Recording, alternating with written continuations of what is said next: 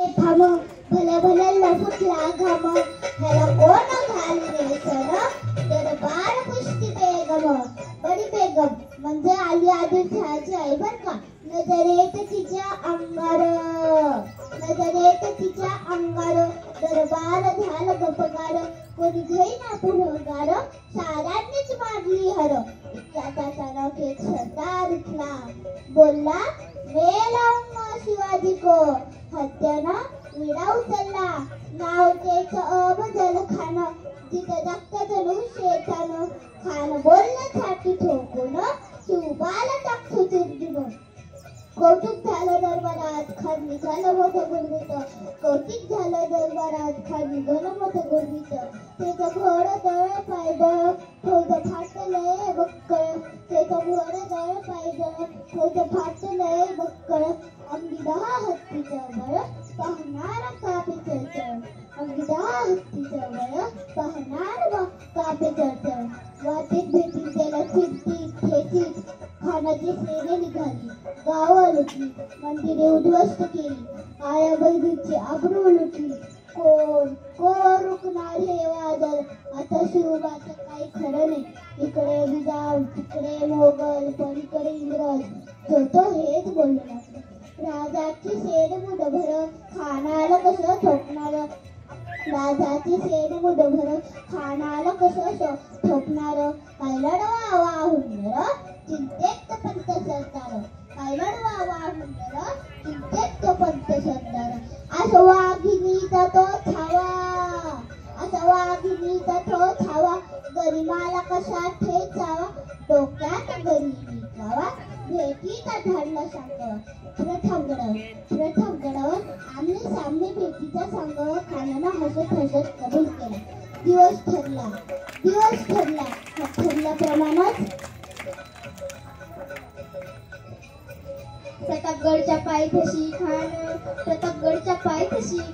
प्रतापगडच्या पायथ्याशी खान आला भेटून नाही त्याला जाण शिवाजी राजाच्या करमणुकीची त्यास नाही जाणीव शक्तीची करील काही कल्पना युक्तीची रजी जी करील काही कल्पना युक्तीची रजी जी खानाच्या भेटीसाठी म्हणजेच अफजल खानाच्या भेटीसाठी महाराजांनी एक शानदार शामियाना उभारला होता भेटीसाठी छान उभारीला नक्षीदार शामियाना आणला आणि अशा या शामियान्यात खाना डौलत आला सैद बंड त्याच्या संगतीला शिवबाच संगती महाला राजाला पाहून अहो माझ्या शिवाजी राजाला पाहून खान म्हणतो कसा आओ शिवाजी आओ हमारे गले लग जाओ आओ खाना हाक मारी तो हसरी रोकून नजारा गैरी हजिरा रजी जी खानाने राजाला आलिंगन दिलं अहो खानाने राजाला आलिंगन दिलं आणि दगा केला खानदाभिमान मानेला कटारीचा वार त्यान केला चिलखत होतं अंगाला खानाचा वार फुका गेला खान गडबडला तितक्यात महाराजांनी पोटामध्ये बिचवाटा केला वाघनखाचा मारा केला टरा पडलं पोटाला तडा गेला खानाचा कोथळा बाहेर आला जी प्रतापगडचे युद्ध झाले रक्त सांडले पाप सारे गेले